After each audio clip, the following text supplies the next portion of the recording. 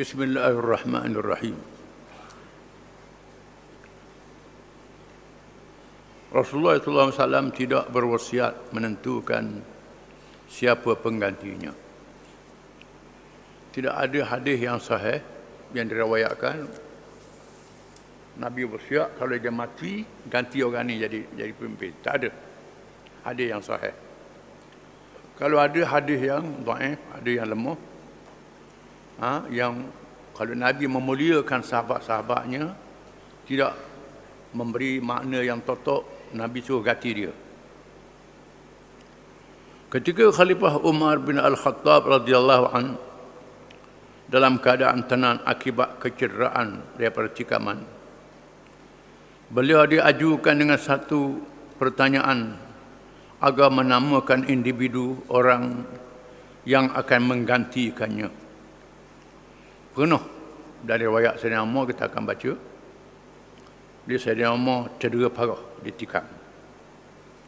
Nyata dia akan meninggal dunia. Lalu orang tanya dia, cadang siapa dia? Ganti. Bila Amirul Mukminin meninggal dunia. Sayyidina Umar berkata, In astakhlif faqad istakhlafa man huwa khairum minni Abu Bakrin. Wa in atruk faqad taraka man huwa khairum minni Rasulullah sallallahu alaihi wasallam. Kata Sayyidina Umar, sekiranya aku menentukan, maka orang yang lebih baik daripada aku, Abu Bakar, pernah menentukannya. Sekiranya aku tinggalkan kepada kamu sendiri yang menentukan, maka orang yang terbaik sallallahu alaihi wasallam pernah meninggalkannya dengan menyerahkan kepada umat yang memilihnya. Kata Sayyidina Umar, kalau aku tentu siapa dia, pernah orang baik pada aku mencalonkan aku jadi khalifah. Sayyidina Umar, kalau aku biar begitu saja, Rasulullah yang lebih baik lagi tak menentukan siapa pengganti dia. Kata Sayyidina Umar, menandakan bahawa Nabi tidak mencadangkan siapa pengganti dia jadi khalifah, jadi ketua negara.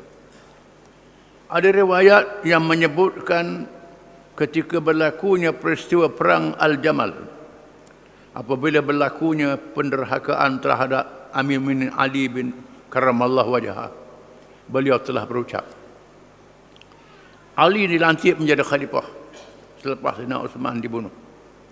Berlaku perang Jamal, peperangan dia dengan Muawiyah. Kerana krisih, Sayyidina Uthman dibunuh, bukan sebab khalifah. Sebabnya kerana Muawiyah nak Sayyidina Ali hukum segera orang yang terlibat pembunuhan Sayyidina Uthman. Itu khilafnya. Sayyidina Ali berucap, anna Rasulullah sallallahu alaihi wasallam lam ya'had ilaina ahdan na'khudhu bihi fi imarah walakinnahu syai'un ra'aynahu min qibli anfusina. ثم استخلف أبو بكر رحمة الله على أبي بكر فأقام واستقام ثم استخلف عمر رحمة الله على عمر فأقام واستقام حتى ضرب الدين بديرانه. Kata Sayyidina Ali, ucapan dia, bahawa Rasulullah SAW tidaklah menentukan kepada kami jawatan menjadi ketua negara, sehingga kami berpendapat bahawa Abu Bakar yang dilantik, lalu dia menjalankan tugasnya dan berlaku istiqamah betul ketika meneruskan tugasnya. Kemudian Abu Bakar menentukan Umar dengan persetujuan orang ramai. Dia melaksanakan tugasnya dan beristiqamah sehingga meletakkan agama ke tempat paling hadapan. Kata Sayyidina Ali, Nabi tak menentukan siapa ketua negara. Kedua-dua nas di atas merupakan dalil sahih yang menunjukkan Rasulullah SAW tidak pernah mewasiatkan individu khusus yang dicalonkan menjadi khalifah selepas kewafatannya. Ini dalil bahawa Nabi tak menentukan siapa pengganti dia.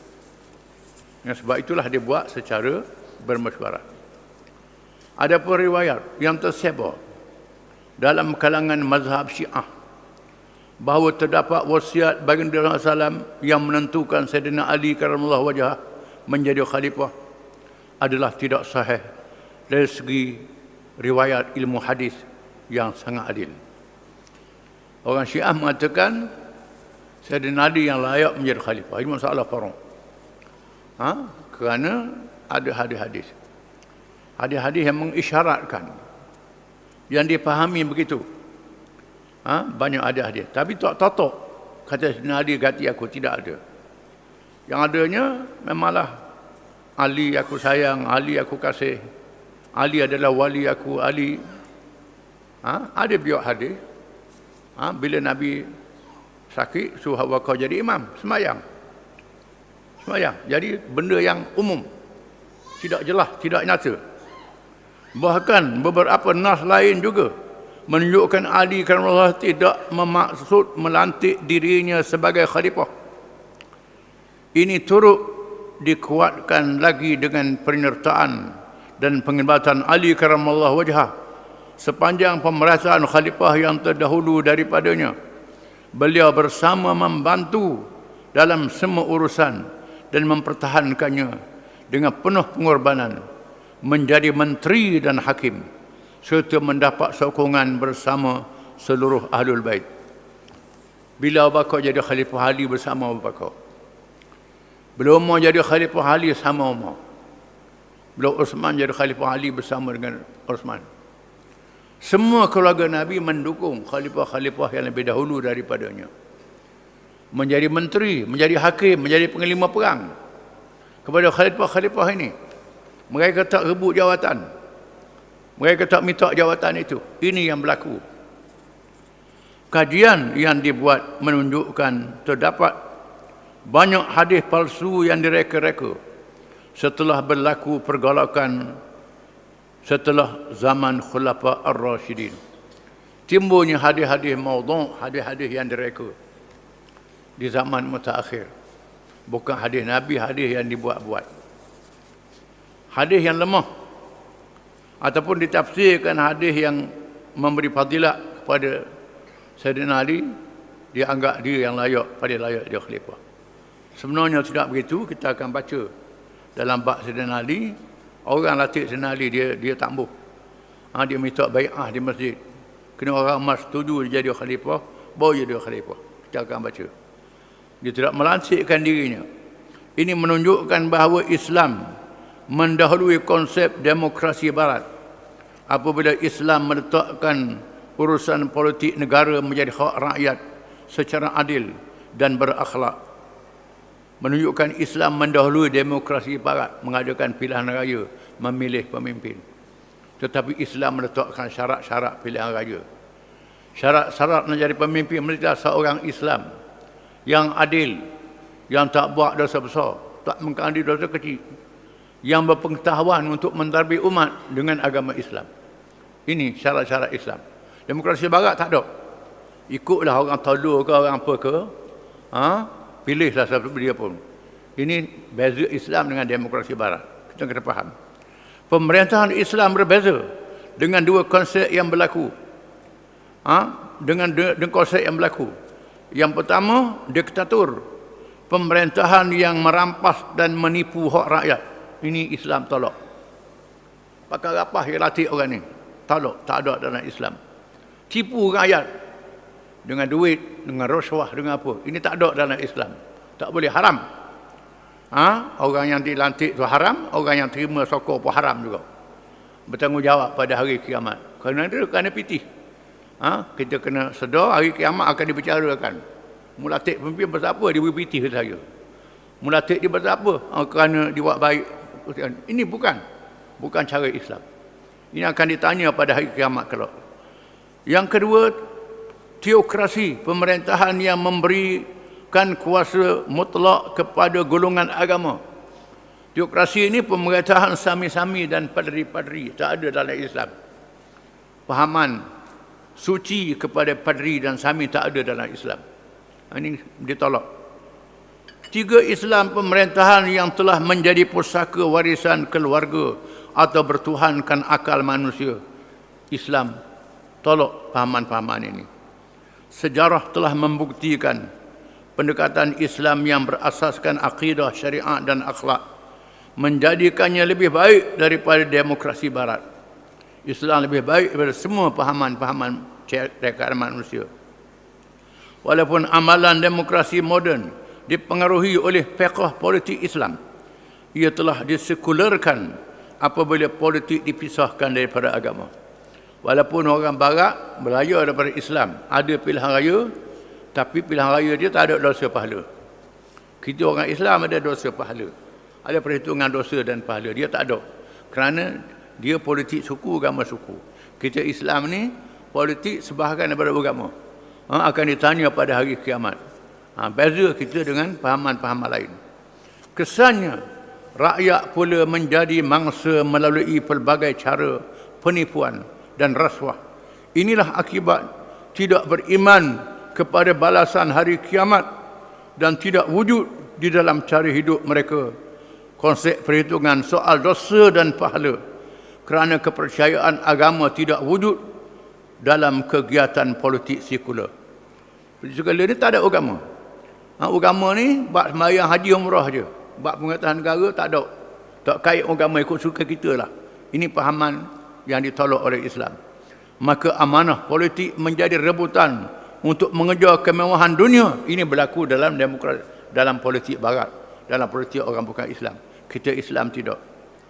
Peristiwa Saqifah Bani Sa'idah, ini kita akan baca bagaimana pilih Abu Bakar radhiyallahu anhu.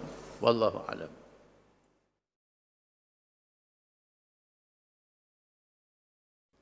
Bismillahirrahmanirrahim.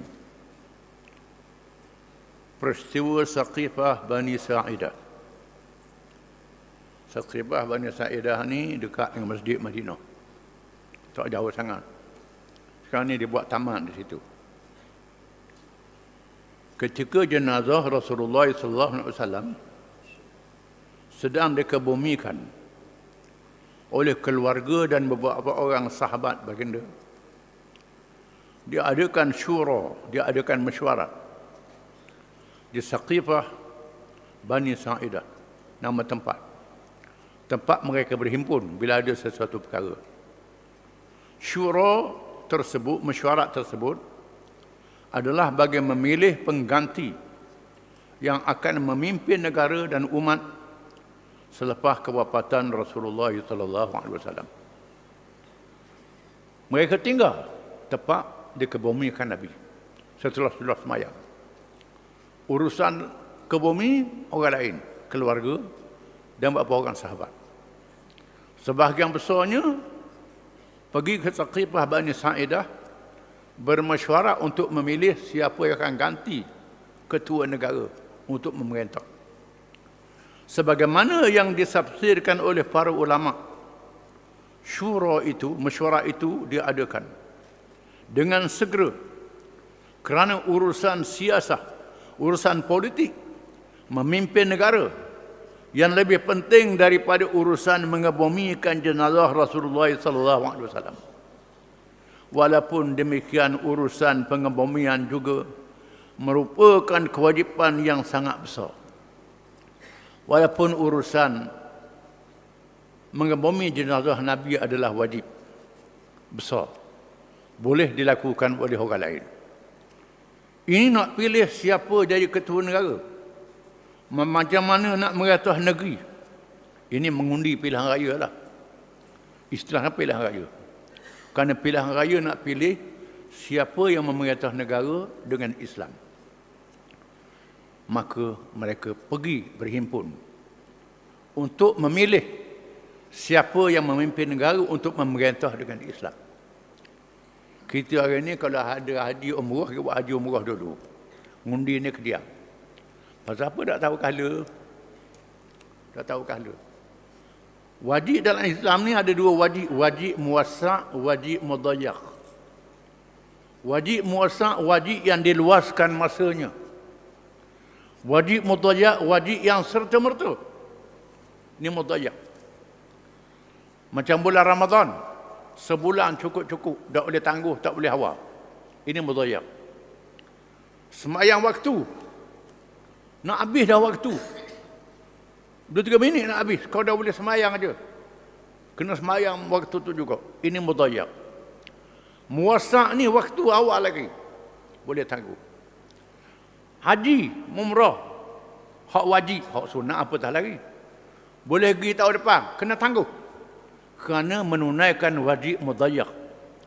Wajib yang serta-merta. Ini makna mengapa para sahabat menghadiri mesyuarat Saqifah Bani Sa'idah untuk memilih siapa yang akan memerintah negara selepas kewafatan Nabi SAW. Kita hari ni politik ni tak ada hal agama. Ni. Orang Islam sudah jadi jauh dengan agama. Dengan sampai itu orang Islam kena tanya, kena merintah, kena tipu dorang, buat main dorang, kerana mereka tak libatkan diri dalam pemerintahan negara, menganggap hal ni hal tak penting mana. Dia tak sedar. Bila kuasa politik jatuh pada orang, dia kata, mudah lagi Mekah. Mudah lagi semayang. Kena rombak masjid. Nak buat mana? Ini kuasa pemerintahan negara yang melindungi hukum-hukum agama. Imam Ghazali kata, ad-dinu ussun was-sultanu harisun famala ussalahu famahdumun wa mala ussalahu fadha'i, kata Imam Ghazali. Agama itu asas. Tapak agama ni, seluruh ajaran Islam. Was-sultanu harisun, kuasa yang memerintah adalah pengawal pada agama. Kuasa pemerintah yang mengawal agama. Wa mala ussalahu famahdumun, barang yang tak ada asas runtuh. Kalau tak ada tapak runtuh. Wa mala harisalahu fadha'i, barang yang tak ada pengawal boleh hilang. Boleh hilang bila-bila masa, bila tak ada pengawal. Bila pengawal tak ada, orang boleh cabut ajaran Islam satu demi satu. Bila kuasa pemerintahan jatuh pada musuh-musuh Islam, dia kata, mu jangan semayang, mu kena rombak masjid, mu tak boleh pergi Mekah. Masa tu barulah nak sedar. Tak ada guna sikit habuk dah masa tu. Ini kena faham. Ini makna mengapa para sahabat menghadiri mesyuarat Saqifah Bani Sa'idah untuk memilih siapa yang ganti Nabi untuk memerintah kerajaan selepas wafatnya Nabi SAW. Menandakan mereka meletakkan perkara ini lebih besar daripada mengabomikan menanam jasad Nabi SAW di kuburnya. Berapa orang sahabat saja. Tugas Rasulullah SAW wajib diteruskan sekalipun ia sangat suka diganti, kerana tiada sesiapa yang boleh menandingi baginda sebagaimana utusan pilihan Allah Subhanahu wa taala memilih seorang pemimpin bagi menghadapi situasi keadaan yang sangat mencabar, amat penting demi kelangsungan risalah Islam yang sempurna ke seluruh alam. Tugas ini tidak tamat dengan kewafatan baginda sallallahu alaihi wasallam. Walaupun tak ada orang macam Nabi, tak ada orang seperti Nabi, tak ada orang yang layak, tetapi mesti ada pengganti. Mesti ada orang yang memerintah. Tak ada orang ada orang jahat yang boleh memerintah. Biar dia jahat-jahatlah. Mesti ada pemerintah itu. Dia zalim-zalimlah diri dia. Pemerintah mesti ada. Ini wajib. Mesti. Tak dapat jalan. Pakai lok sudah. Ini tak betul. Fikiran yang salah. Ilmu salah. Ilmu sesat. Meninggalkan pemerintahan daripada menjaga Islam. Tadi saya sebut, ada orang jahat dia jaga Islam. Ada orang zalim dia jaga Islam. Kerana dia zalim, kita tolak pemerintah. Tidak boleh. Sebab dia zalim, kita tolak. Tidak boleh. Selagi dia semayang, selagi dia percaya ke Islam. Tegakkan dia itu. Kita nasihat dia, perbetulkan dia, usahakan, ganti. Tak boleh hilang pemerintah itu, tidak boleh. Golongan Ahlul Bait melalui Al-Abbas bin Abdul Muttalib, bapa saudara kesayangan Rasulullah SAW, ketika keluar melawat Rasulullah SAW sebelum baginda wafat, telah membisikkan kepada Ali karamallahu wajhah supaya meminta Rasulullah SAW mewasiatkan penggantinya, sama ada dalam kalangan ahli keluarga atau orang lain. Bila Abbas, pak saudara Nabi yang Nabi sayang, melawat Nabi, tengok Nabi tenang. Lalu Abah bisik Sayyidina Ali, tanya Rasulullah siapa ganti dia. Dia nak ganti daripada anak beranak dia ke ataupun orang lain, ikut pandai dia lah. Ikut pandai dia. Bisik Nabi nak suruh ganti siapa dia. Namun Ali radhiyallahu telah memberikan jawapan. Ali menjawab, demi Allah, aku tidak akan melakukannya. Aku tak mau buat. Sayyidina Ali kata, aku tak mau tanya Nabi. Tak mau tanya. Sikap orang mulia yang tidak mahu meminta jawatan dan tidak menyoal lebih baik dan mulia, nanti diharamkan kepada zuriat Rasulullah SAW selama-lamanya. Maka para keluarga sibuk dengan urusan mengendalikan jenazah Rasulullah SAW. Sehingga dia tak tanya. Kerana kalau dia tanya, keluarga tak akan jadi pemimpin sahabat bila-bila. Nabi kata, keluarga aku tak ada. Kalau Nabi tanya, Nabi akan atau Nabi latih keluarga dia, ataupun Nabi latih siapa-siapa dia, atau Nabi kata keluarga dia tak ada. Baik dah saya tanya, saya Ali kata, urusan jenazah lebih penting, bukan latih siapa ganti. Selepas itu Ali karamallahu wajhah dan Bani Hashim serta Az-Zubair bin Al-Awwam dan Talhah bin Ubaidillah radhiyallahu anhum berada di rumah Fatimah Az-Zahra radhiyallahu anha. Lepas tu puak-puak ni dak pergi mesyuarat.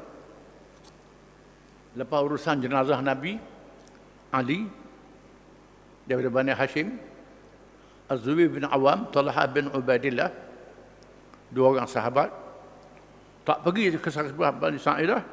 Mereka pergi di rumah Fatimah Az-Zahra, anak perempuan Nabi, puteri Nabi. Sementara itu perhimpunan di Saqifah Bani Sa'idah menjadi tegang apabila kaum Ansar berpendapat dalam kalangan mereka yang paling layak dipilih menjadi khalifah, ketua negara pengganti Rasulullah SAW. Hal ini demikian kerana mereka telah berjihad bersama Rasulullah SAW dengan penuh pengorbanan yang diberikan pujian oleh Allah Subhanahu Wa Taala sebagaimana diwahyukan di dalam Al-Quran.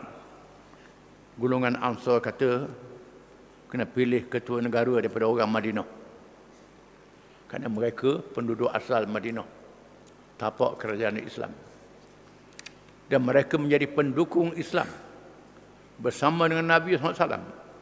Di sana ada ayat-ayat Quran memuji golongan Ansar, ada hadis-hadis memuji golongan Ansar. Maka Ansar lebih layak jadi ketua negara orang Madinah. Selain itu turut disokong oleh hadis-hadis Rasulullah SAW yang memberikan sanjungan kepada mereka. Lalu mereka mencadangkan Sa'ad bin Ubadah radhiyallahu anhu.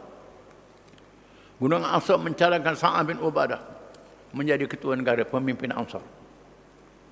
Manakala dalam kalangan Muhajirin pula berpendapat mereka yang paling layak menjadi khalifah kerana mereka merupakan golongan yang pertama menganut Islam, berdakwah semenjak dari permulaan Islam dan menghadapi ujian dahsyat ketika di Mekah. Golongan Muhajirin kata mereka lebih layak kerana mereka lah orang yang mula-mula masuk Islam, orang yang susah masuk Islam. Ketika Islam pengikutnya sedikit, ditekan dan ditindas, mereka lebih layak, kata orang Mekah, Muhajirin. Tambahan lagi mereka bersama Rasulullah SAW mengharungi ujian ketika berhijrah dan berjihad. Hujah mereka juga disokong dengan wahyu dan hadis Rasulullah SAW yang menyanjung golongan Muhajirin dengan pujian yang tinggi. Ada ayat Quran memuji golongan Muhajirin. Ada hadis-hadis memuji golongan Muhajirin. Kata puak Muhajirin di Mekah, mereka lebih layak jadi ketua negara dari kalangan mereka. Keadaan yang tegang itu dapat dikendorkan dan perasaan asabiyah puak juga dapat dipadamkan. Baloh orang Arab kita tahu sajalah. Orang Mekah tengok kalau orang Arab baloh. Bukan macam orang Melayu baloh. Cepat dia nak agama. Cepat nak cabut senjata. Ini orang Arab. Perangai jahiliah masih ada.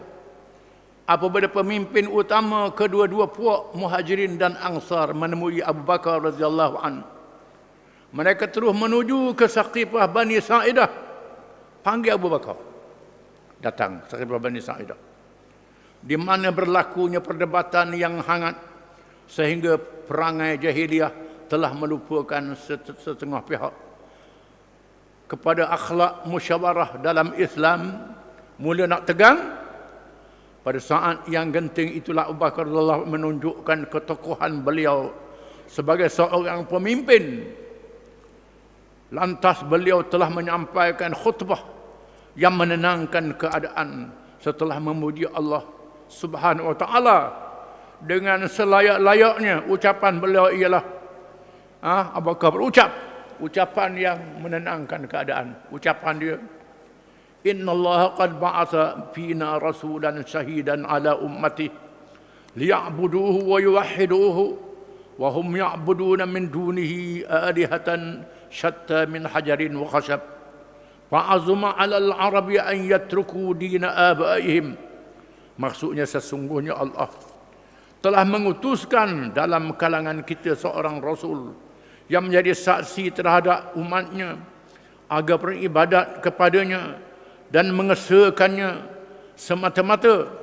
Tatkala umat manusia pada waktu itu dari segi ketuhanan menyembah tuhan-tuhan selain daripadanya dan menghadap tuhan-tuhan yang banyak daripada batu dan kayu, maka menjadi satu perkara yang besar dan sukar terhadap bangsa Arab untuk meninggalkan agama nenek moyang mereka. Ini mukaddimahnya. Fakhassallahu al-muhajirin wal ansar min qaumihi bitasdiqihi wal muasati lahu was sabri ma'ahu ala shiddati ada qaumihim lahum wa takdzibihim iyahum. Maka Allah secara khusus memilih golongan para muhajirin, iaitu kelompok terawal yang terdiri daripada kalangan bangsa baginda sallallahu alaihi wasallam sebagai golongan pertama yang mempercayai ajaran yang dibawa oleh Rasulullah SAW dan mempertahankannya, dan mereka juga bersamanya dengan bersabar menghadapi kejahatan yang dilakukan oleh kaumnya yang membohonginya. Wa kullun nasi lahum mukhalifun zarin alaihim falam yastawhishu liqillati adadihim wa syanafin nasi lahum fahum awwalu man abadallaha fi hadhil ard wa amana billahi wa birrasul. Ketika semua orang yang lain menentang dan berpaling tadah, berpaling tidak mahu mengikutnya, hal itu menjadikan mereka tidak gerun kerana sedikitnya jumlah pengikut dan ramainya orang yang membenci mereka. Maka dalam kalangan mereka muhajirin menjadi orang yang terawal semata-mata yang menyembah Allah di bumi ini di kala itu dan beriman kepada Allah dan Rasulnya. Wa hum awliya'uhu wa ashiratuhu wa haqqun nasi bihadzal amri min ba'di la yunazi'uhum illa zalim. Mereka itulah kalangan muhajirin, penolong dan ahli keluarga Rasulullah sallallahu alaihi wasallam, dan mereka itulah orang yang paling berhak mengendalikan urusan umat selepas kewafatannya. Rasulullah SAW tidaklah golongan yang menentangnya, malaikat orang yang zalim. Wa antum ya ma'syaral ansar man la yunkaru fadluhum fid din wala sabiqatuhum fil Islam radhiyakumullahu ansaran lidinihi wa rasulih. Dan kalian pula wahai golongan ansar, ialah golongan yang tidak boleh dinafikan kelebihan dari segi agama dan juga kalangan terawal juga yang menganut Islam. Allah telah mengisytiharkan keredaannya terhadap kalian golongan ansar yang menjadi penolong yang ulung kepada perjuangan menegakkan agama dan menolong Rasulnya sallallahu alaihi wasallam. Wa ja'ala ilaikum hijratah falaysa ba'dal muhajirin al-awwalina indana bimanzilatikum. Kemudiannya dilaksanakan hijrah ke negeri atau bumi kalian di Madinah, suatu kelebihan yang tidak dimiliki oleh sesiapa malaikat kalian sahaja setelah golongan muhajirin. Fanahnul umara wa antumul wuzara la tafawatuna bimashwarah wa la tuqda dunakumul umur wahai sewajarnya pemimpin utama daripada kalangan kami para muhajirin dan para jamaah menteri daripada kalangan kalian Ansar pula, wahai golongan Ansar, perkara ini tidak diliputkan keputusan mesyuarat dan tiada sesiapa yang dapat mengatasi kalian. Riwayat Ibn Kathir dan Al-Kamil fi Tarikh disebut dalam kitab tersebut. Ucapan yang disampaikan oleh Sayyidina Abu Bakar radhiyallahu an telah menenangkan keadaan dan menghilangkan pertelengkahan. Seterusnya Abu Bakar mencalonkan Umar radhiyallahu an dan Abu Ubaidah radhiyallahu an menjadi khalifah. Kata Abu Bakar, aku calonkan Umar dan Abu Ubaidah untuk menjadi khalifah. Dia tak calon diri dia sendiri. Ramalan ni orang calon diri dia sendiri ramalan ni. Abu Bakar dah. Aku calonkan Umar ataupun Abu Ubaidah menjadi khalifah, mengganti Nabi. Tiba-tiba kedua-dua yang orang individu itu bangun, lalu mencalonkan Abu Bakar sebagai khalifah. Umar dan Abu Ubaidah bangun. Kami tak mahu. Kami calon Abu Bakar jadi khalifah. Kami mahu Abu Bakar jadi khalifah.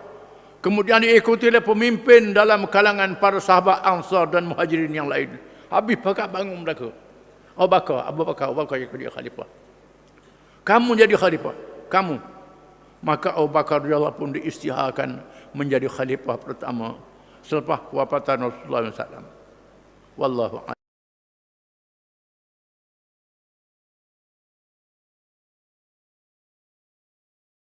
Bismillahirrahmanirrahim. Hujah yang dikemukakan mereka menjadi lebih kuat apabila disebutkan sabda Rasulullah SAW, al-a'immatu min Quraisy. Para pemimpin hendaklah daripada Quraisy. Riwayat Ahmad dan At-Tabarani. Ibn Khaldun menegaskan bahawa keputusan mereka memilih Abu Bakar radhiyallahu an daripada kalangan Muhajirin dan Quraisy dilihat dari ilmu politik. Ibn Khaldun ialah seorang alim, ilmu ijtima', ilmu kemasyarakatan, yang menulis kitab tarikh, kitab sejarah, berjilid-jilid tebalnya, dan mukaddimah dia satu kitab.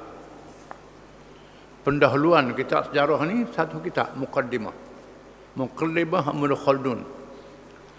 Dalam mukaddimah ni ilmu kemasyarakatan, ilmu politik, ilmu ekonomi, ilmu keuangan, semua ilmu ada dalam tu.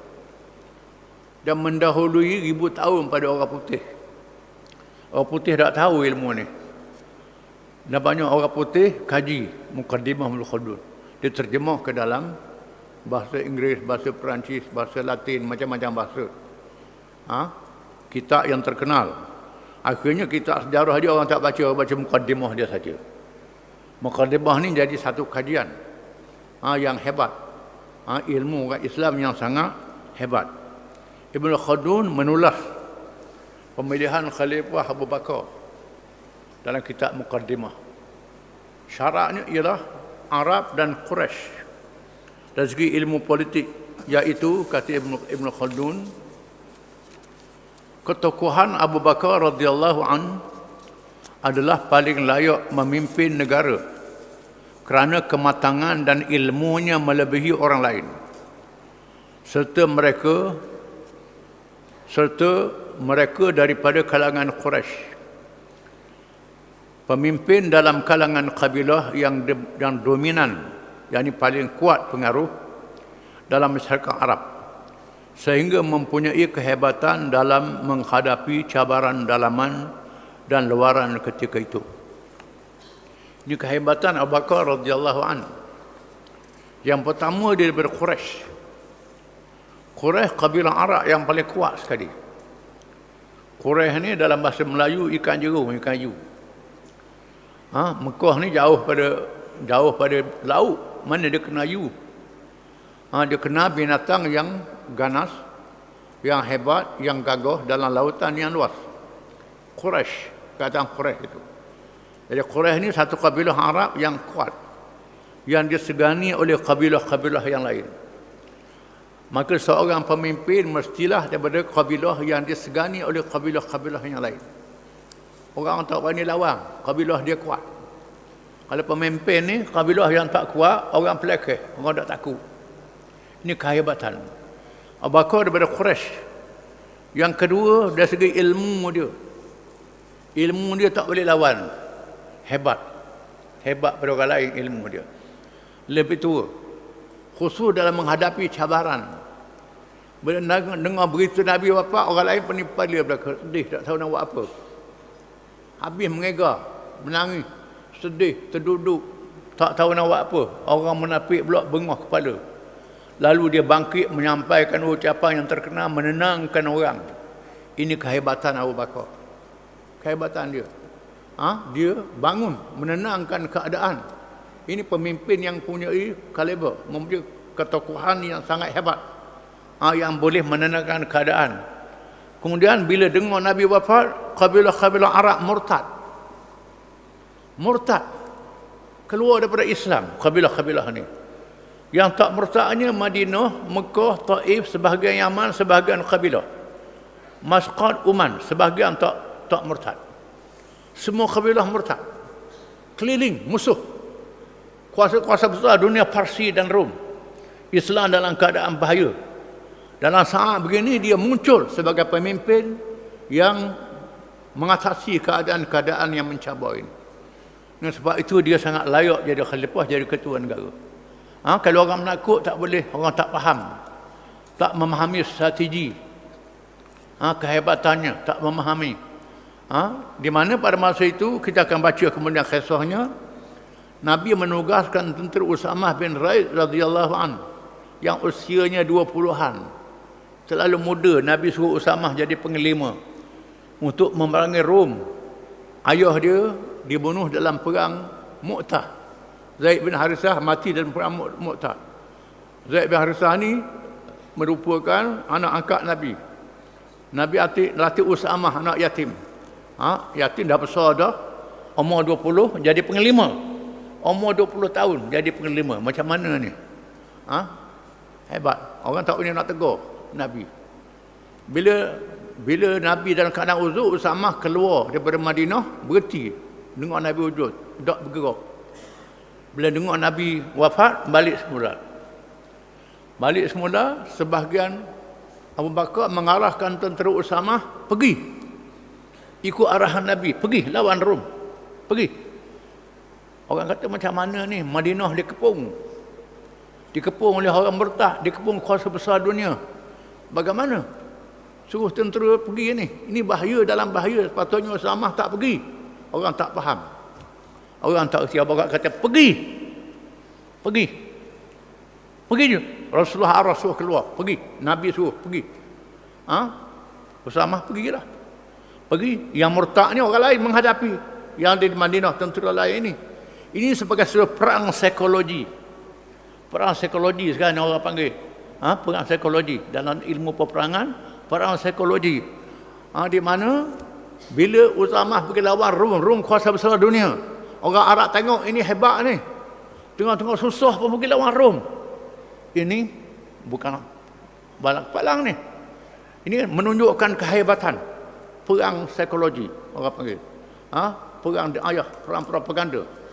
Rom tak ada pun. Rom duduk sibuk. Kemudian lepas tu balik pula. Ini kepintaran Abu Bakar radhiyallahu an.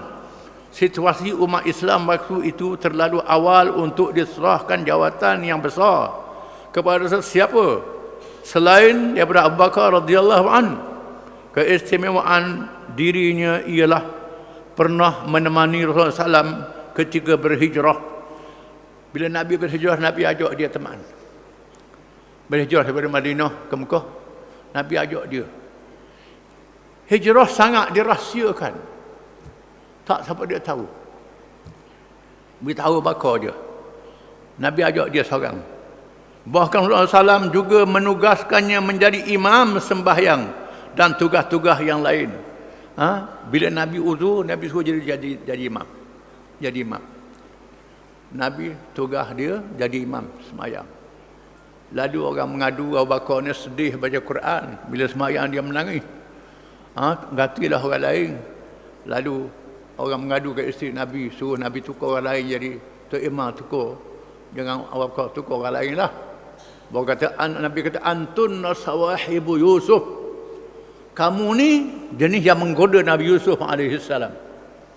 Kata ke isteri-isteri, senyap dah ke? Nabi Abu Bakar juga jadi imam. Dan diriwayatkan, dia tengah sembahyang, jadi imam, Nabi datang. Nabi datang, dia pun undur ke belakang. Nabi suruh dia terus jadi imam. Dia tak ke depan. Suruh Nabi jadi imam juga. Tak gamak jadi imam. Nabi pun terus sembahyang, orang pun sambung. Di sini berlaku khilaf kalangan ulama. Khilaf kalangan ulama. Adakah boleh kita tengah sembahyang, mari tu imam, kita ikut imam. Tengah-tengah tu niat dulu. Boleh ke tak? Ada ulama kata tak boleh. Sebab kita dah niat daripada awal. Ada ulama kata boleh. Yang kata boleh berdalilkan Abu Bakar ikut Nabi. Di tengah-tengah sembahyang. Ini ada dalilnya. Khilaf ulama dalam masalah ini. Itu masalah khilaf lah. Hal tersebut memberikan kelebihan kepadanya menjadi orang yang paling layak menjadi khalifah. Yang pertama, firman Allah Subhanahu wa taala, illa tansuruhu faqad nasarahu Allah id akhrajahu alladhina kafaru thani ithnaini id huma fil ghar id yaqulu li sahibihi la tahzan inna Allah ma'ana fa anzala Allah sakinatahu alayhi wa ayyadahu bi junudin lam tarawha وجعل كلمة الذين كفروا السفلى وكلمة الله هي العليا والله عزيز حكيم. Surah At-Taubah ayat 40. Kalau kamu tidak menolongnya Muhammad SAW, maka sesungguhnya Allah telah pun menolongnya, yaitu ketika kaum kafir di Mekah mengeluarkannya dari negerinya Makkah, sedang dia salah seorang daripada dua sahabat semasa mereka berlindung di dalam gua. Ketika ia berkata kepada sahabatnya Abu Bakar radhiyallahu anhu, janganlah engkau berdukacita, sesungguhnya Allah bersama kita. Maka Allah menurunkan semangat tenang tenteram kepada Muhammad SAW dan menguatkannya dengan bantuan tentera malaikat yang kamu sekalian tidak melihatnya. Dan Allah menjadikan seruan syirik orang-orang kafir terkebawah kalah dengan kesehina-hinanya. Dan kalimah Allah Islam ialah yang tertinggi selama-lamanya, kerana Allah Maha Kuasa lagi Maha Bijaksana. Surah Taubah ayat 40 mengisahkan Abu Bakar teman Nabi dalam gua ketika bersembunyi. Kita baca kisah surah Nabawiyah. Mereka daripada kalangan Ansar sendiri menghadapi masalah kerana sejarah pertelengkahan mereka dahulu pernah mencetuskan peperangan pada zaman jahiliyah antara dua kabilah terbesar iaitu Aus dan Khazraj. Perkara tersebut menyukarkan pihak yang lain untuk mencalonkan nama yang diterima oleh semua.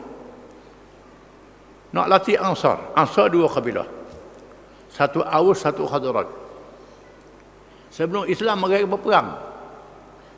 Aus dan Khazraj ni berperang ratus tahun sehingga mereka masuk Islam. Kalau latih Ansar, latih buat Khazraj, Aus tak puas hati. Latih Aus buat Khazraj tak puas hati. Ini ulah Sa'id bin Khaldun. Tak puas hati. Maka nak latih orang lain. Tak boleh latih Ansar. Kerana Ansar ada dua pok. Islam telah berjaya memadamkan api permusuhan tersebut apabila pertelengkahan tidak tercetus dalam kalangan Ansar dengan pencalonan khalifah. Latih Abu Bakar tak kembali semula pada zaman jahiliyah. Tutup. Jika dikhususkan kepada Ahlul Bait, maka Islam membawa sistem mewariskan pemerintahan yang beku adalah satu keluarga. Hal tersebut bercanggah dengan konsep syura yang ditegaskan oleh Al-Quran menjadi sifat Rasulullah SAW dan orang-orang yang beriman. Kalau Nabi lantik keluarga dia, pemerintahan jatuh kepada keluarga. Sistem beraja yang jumud tak salah ikut keturunan. tetapi mesti orang yang layak. Kalau latih keturunan tak layak, ini tak boleh. Dan sebab itu balik pada syura. Di sinilah bila Sulaiman bin Abdul Malik, Khalifah Umayyah, uzur. Sulaiman ada anak.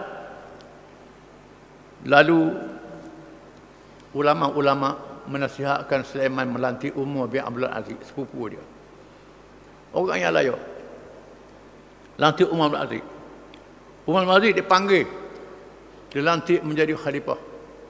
Umar bin Aziz kata, ini hak orang ramai, kena tanya orang ramai. Lalu dibawa ke masjid. Dia tanya orang mas setuju ke tak. Orang mas setuju, baru Umar bin Aziz terima. Syura dalam Islam.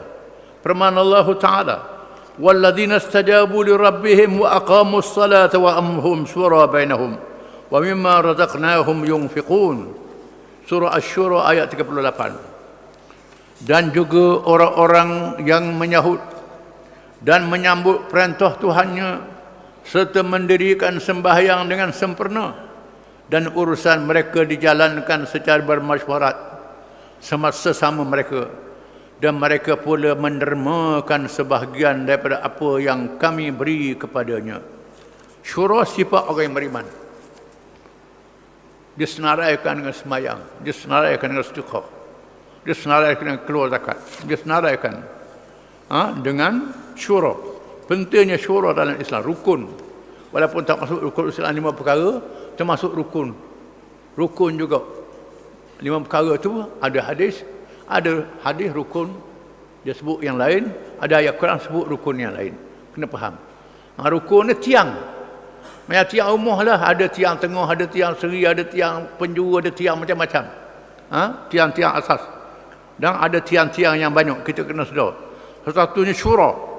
Bahkan dalam membina keluarga, Rasulullah SAW tidak mengahwinkan putrinya daripada kalangan keluarga sahaja. Anak-anak Nabi bukan kahwin keluarga. Bukan kahwin Ahlul Bait. Sayyidina Ali je Ahlul Bait. Orang lain tidak. Sebagai contoh, 2 orang puteri baginda dikahwinkan dengan Uthman bin Affan radhiyallahu an. Sementara Zainab binti Jahsh daripada keluarga baginda dikahwinkan dengan Zaid bin Harithah radhiyallahu an. Bekas hamba yang dimerdekakan dan jadikan anak angkat baginda sallallahu alaihi wasallam. Nabi tak terikat dengan keluarga. Pandangan terikat dengan Ahlul Bait, keluarga kemah sangat, tak boleh dengan orang lain, tak boleh kahwin. Ini mengarut. Bercanggah dengan amalan Nabi sallallahu alaihi wasallam. Kalau ada kitab sebut kena tu, kitab tu salah. Kalau bercanggah dengan amalan Nabi, tak boleh pakai. Kena ikut amalan Nabi. Adapun dalil yang dibawa oleh Syiah adalah tidak menepati nas Al-Quran dan riwayat yang sahih, serta tidak menepati kaedah siasat syariah yang betul. Kekhilafan ini telah melahirkan mazhab dalam kefahaman politik Islam. Pada zaman mutaakhir ini, pendapat Ahlul Bait tersebut telah melahirkan mazhab Syiah. Pandangan awal mengatakan kenal keluarga Nabi, dia ambil oleh Syiah. Jadi satu mazhab. Mazhab politik bukan mazhab fiqh, dia mazhab politik. Bukan fiqh muamalat, bukan fiqh ibadat. Ni fiqh politik, asalnya begitu. Syiah ni fiqh politik. Fiqh politik. Dengan sebab itu, dalam sejarah Islam, ada orang mazhab politik dia Syiah. Kemudian akidah dia Salafi. Fiqh dia Syafi'i. Ada begitu. Bukan Syiah ni lain, fiqh lain, sama. Tidak sama. Ini kena faham. Syiah ni mazhab politik. Khawarij juga mazhab politik. Fiqh macam-macam. Akidah macam-macam. Akidah itu juga mazhab akidah lain mazhab fiqh. Contohnya Imam Syafi'i, fiqh mazhab Syafi'i. Imam Al-Haramain, fiqh mazhab Syafi'i. Imam Nawawi, fiqh ikut Imam Syafi'i. Imam Ghazali, fiqh ikut Imam Syafi'i. Banyak lagi. Lagi Al-Ansari, fiqh ikut mazhab Syafi'i. Imam Syafi'i, Imam Nawawi, akidahnya salaf. Masa itu ada Asy'ariyah, tak ada Maturidiyah, tak ada lagi masa itu. Tak ada. Zaman Nawawi sudah ada Asy'ariyah. Tapi Nawawi tak ikut Asy'ariyah. Bacalah kitab-kitab dia. Syafi'i, Asy'ariyah kedian. Mazhabnya, akidahnya salaf, fiqhnya Syafi'i. Imam Ghazali, fiqhnya Syafi'i, akidahnya Asy'ariyah. Imam Hanafi, fiqhnya mazhab Hanafi. Imam Al-Kamal bin Humam lalai mazhab Hanafi, akidahnya Maturidiyah. Jadi mazhab akidah lain, mazhab fiqh lain, mazhab tasawuf lain. Ni aku sama sekali orang dalam sepinggan nasi capur belaka.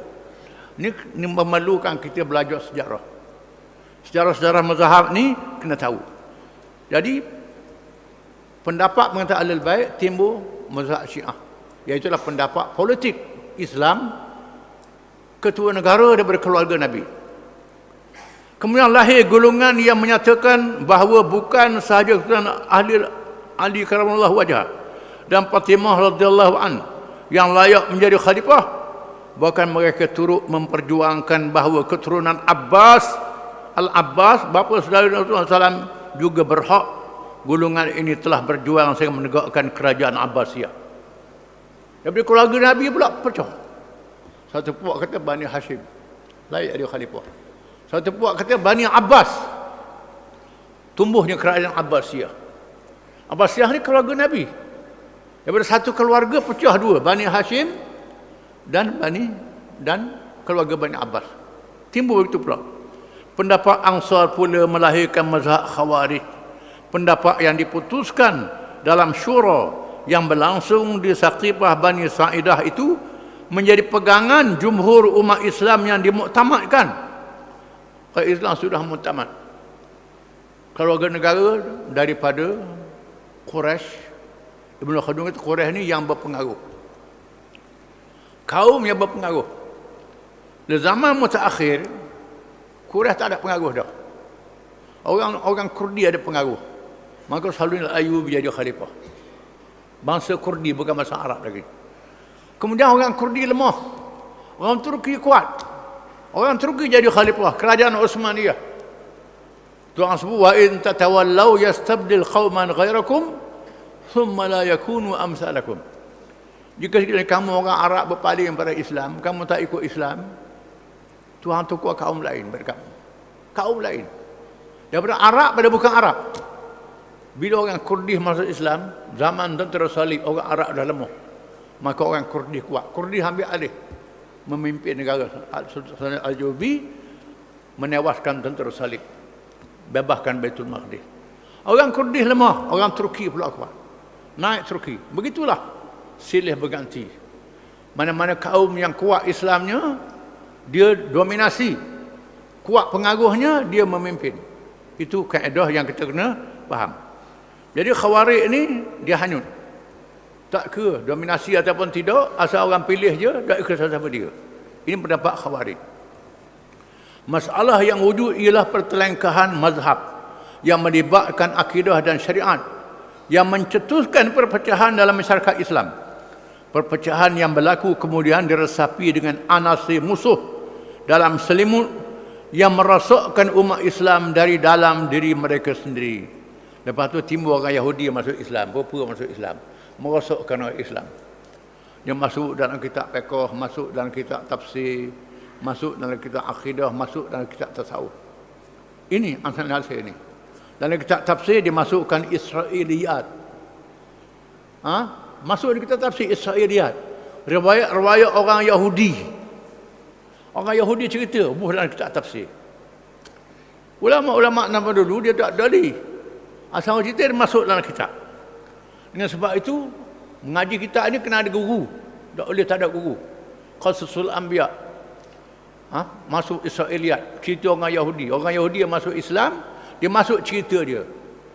Orang Yahudi masuk Islam. Ada masuk Islam sungguh, ada masuk Islam tipu. Orang masuk Islam sungguh ni dia cerita. Orang Islam ambil ubuh dalam kitab, bawa cerita. Contohnya cerita Umar bin Anak. Umar bin Anak ni manusia gergasi yang besar, sebut dalam Qasasul Anbiya. Semua kitab tafsir sebut juga. Umar bin Anak ni manusia yang tinggi. Sampai kawang pada dia tinggi, besar aladu. Seorang je. Junjung bukit Turasena nak lembah atas Nabi Musa. Ini cerita dongeng ni. Dongeng orang Yahudi. Nabi Musa lawan. Nabi Musa melompat. Nabi Musa 60 seter. Tukar dia 60 seter.